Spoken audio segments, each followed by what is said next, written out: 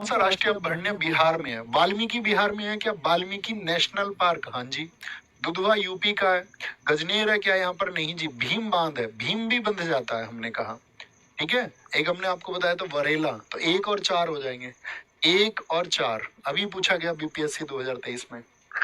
मेनम कहाँ का बताया था हमने आपको? मेनम, मैं नहीं हूँ सिख, मैं नहीं हूँ सिख, पिछले वाले पार्ट में पूछा गया 2023।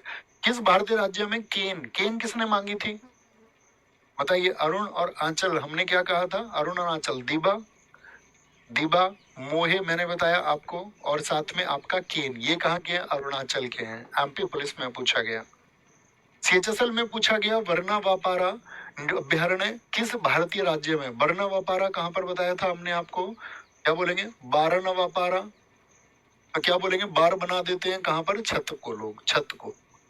कौन सा वन्य जीव अभ्यारण्य उत्तर भारत में एक त्रिराज्य संरक्षित, त्रिराज्य संरक्षित यूपी वाला चंबल है। कौन सा? चंबल है, जो घड़ियाल और डॉल्फिन के लिए है।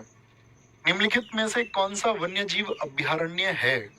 ये आपके लिए होमवर्क का आंसर है।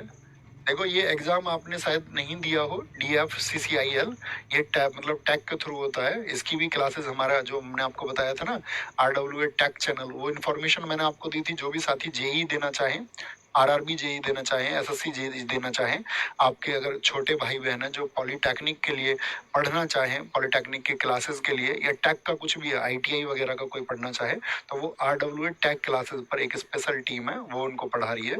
बहुत एक्सपीरियंस टीम है, 10 वर्ष से ज्यादा के लिए वो टैग पढ़ा रहे थे, तो आप उनको गाइड कर देना वहां के लिए। ओके, तो ये आपका होमवर्क का आंसर है। और होमवर्क क्या है? ये मैंडेटरी है, और यही आपकी गुरु दक्षिणा है। ये समझिए, आपने फीस दे दी अपनी जब आप कमेंट कर देंगे। बाकी पढ़ते रहिए और आगे बढ़ते रहिए। कल का टॉपिक हमारा होगा यूनेस्को साइट, जहां से बहुत क्वेश्चन पूछे जाते हैं, और बहुत ध्यान से हम उन 43 साइट के बारे में पढ़ेंगे, बहुत अच्छे से पढ़ेंगे। और एक्स्ट्रा फैक्ट्स, जैसे मैं आपको PDF दे देता हूँ शाम को, तो उसके बाद में भी मैं रिसर्च करता हूँ किन किन एग्जाम्स में क्या क्या पूछा गया। तो कई बार ऐसा होगा, कुछ चीज फैक्ट्स मैं आपको क्लास में भी ऐड कराऊंगा, 2 4 5। हालांकि शाम तक उन चीजों को कर लिया जाता है, ठीक है। फिर भी कुछ चीजें रह जाएंगी, तो मैं रिसर्च करके उनको आपको शामिल कराऊंगा। मैं देख लेता हूँ कि मुझे क्या बताना होगा, है ना, और कुछ छूटा तो नहीं है, कहीं कुछ रह तो नहीं गया जो इम्पोर्टेंट हो आपके लिए। बाकी अपना ख्याल रखिए, बहुत सारा आगे बढ़ते रहिए, पढ़ते रहिए, मेहनत करिए, दम लगा करके जीवन में मुस्कुराइए, और बाकी सबसे नफरतें कम कीजिए। ठीक है, अपने आप को मनुष्य बनाइए, व्यक्ति बनाइए। दुनिया के उन किसी भी पाखंड के चक्कर में तुम मत आ जाना जो जबरन तुम्हारे ऊपर थोपा गया है। अगर आप मनुष्य बन जाओगे, दूसरों के दुख से दुखी होगे, और आपका दूसरों के सुख से तुम सुखी होगे, तो तुम समझ लेना तुम एक धर्म के रास्ते पर हो। फिर तुमने अधर्म के वो सारे मार्ग छोड़ दिए हैं, और यही एक सिंपलिस्टिक वे है, सबसे साधारण रास्ता यही है। इसके अलावा दुनिया के बहुत सारे चक्करों में पड़ के आप सिर्फ फंसोगे।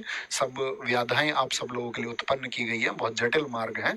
सीधा और साधारण मार्ग मैंने जो बताया कि दूसरों के दुख को देख के दुखी होना है, कोई भी व्यक्ति हो, और दूसरे को सुख में देख के आपको सुखी होना है। ये सिद्धांत अगर आपने अपनाया, बहुत लंबे अनुभव के बाद में आएगा, एकदम से आएगा भी नहीं, क्योंकि आपकी पिछला जीवन कैसा रहा है, जीवन शैली कैसी रही है, आपके मस्तिष्क में कितना जहर अब तक घोला गया है, निर्भर उन सब बातों पर भी करता है। मैं जो कह रहा हूँ, हो सकता है बहुत सारे हमारे साथी पहले से ही ऐसे हों, इतने अच्छे हों, और नहीं है तो आप वो हो जाएंगे। अपना ख्याल रखिए। नमस्ते, जय हिंद, जय Bharat, take care, bye bye.